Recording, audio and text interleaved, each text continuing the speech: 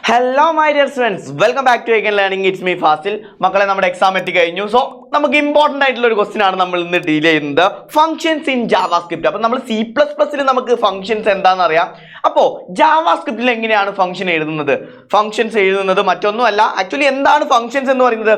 ഒരു block of കോഡിനെ, set of ഇൻസ്ട്രക്ഷൻസിനെ നമുക്ക് വേണ്ട സമയത്തൊക്കെ അതിന്റെ പേര് വെച്ച് നമ്മൾ കോൾ ചെയ്തിട്ട് അത് എക്സിക്യൂട്ട് ചെയ്യുക. അതാണല്ലോ ആക്ച്വലി ഫങ്ഷൻസ് എന്ന് പറയുന്നത്. ജാവാസ്ക്രിപ്റ്റിനകത്ത് ഫങ്ഷൻസ് ക്രിയേറ്റ് ചെയ്യാനും വേണ്ടി യൂസ് ചെയ്യുന്നത് മറ്റൊന്നുമല്ല, ഫങ്ഷൻ എന്ന് പറയുന്ന കീവേഡ് തന്നെയാണ്. എന്താ കീവേഡ് എന്ന് പറഞ്ഞു കഴിഞ്ഞാൽ keywords are reserved words that have A specific meaning അല്ലേ?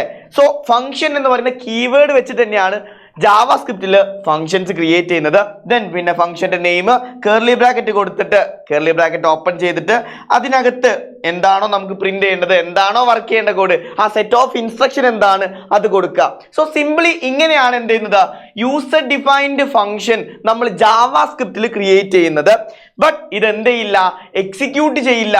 എന്തില്ലെങ്കിൽ ആ ഫംഗ്ഷനെ കോൾ ചെയ്തെങ്കിൽ മാത്രമേ ഫംഗ്ഷൻ എക്സിക്യൂട്ട് ചെയ്യുള്ളൂ. അതായത് ഫംഗ്ഷന്റെ ഡെഫിനിഷൻ ഉണ്ടെന്ന് കരുതിയിട്ട് എക്സിക്യൂട്ട് ചെയ്യില്ല, ഫംഗ്ഷന്റെ കോളിംഗ് വേണം. അതായത് നമ്മൾ കോൾ ചെയ്യാനും വേണ്ടി യൂസ് ചെയ്യുന്നത് ഫംഗ്ഷന്റെ നെയിം ആണ്. സെയിം C++ൽ പറഞ്ഞതുപോലെ തന്നെയാണ്.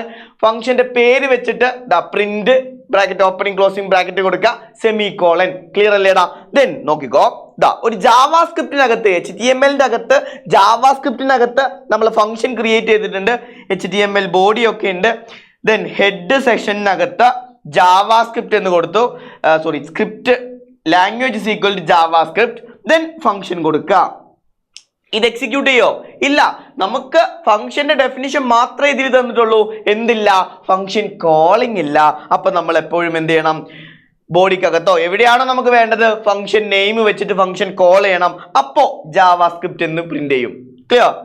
ആൻഡ് നമുക്ക് ഈ ഒരു ഫംഗ്ഷന്റെ ജനറൽ സിൻടാക്സ് എഴുതണം. അപ്പം എക്സാമിന് എപ്പോഴും എന്താണ് ഫംഗ്ഷൻ, അതിന് എക്സാമ്പിൾ കൊടുക്കുന്നതിന് മുമ്പ് ഒരു സിൻടാക്സ് എന്ന് പറഞ്ഞിട്ട് ഇത് എഴുതണം. എന്താണ്?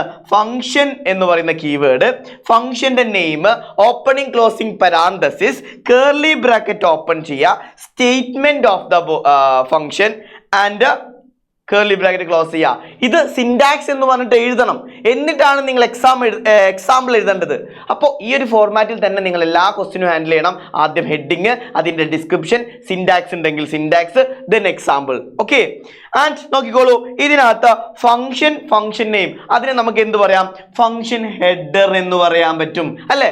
ഫംഗ്ഷന്റെ ഹെഡർ സെഷൻ ആണ്, ഹെഡർ എന്ന് പറയാം. ദെൻ ബാക്കി കേർലി ബ്രാക്കറ്റിന്റെ അകത്ത് നമ്മൾ കൊടുക്കുന്ന സ്റ്റേറ്റ്മെന്റ് ഫംഗ്ഷന്റെ ബോഡിയാണ്. ആൻഡ് ഇതിനെന്തില്ല? No return value. C++നെ പോലെ റിട്ടേൺ വാല്യൂ ഒന്നും ജാവാസ്ക്രിപ്റ്റിന്റെ ഫംഗ്ഷൻ ഇല്ല.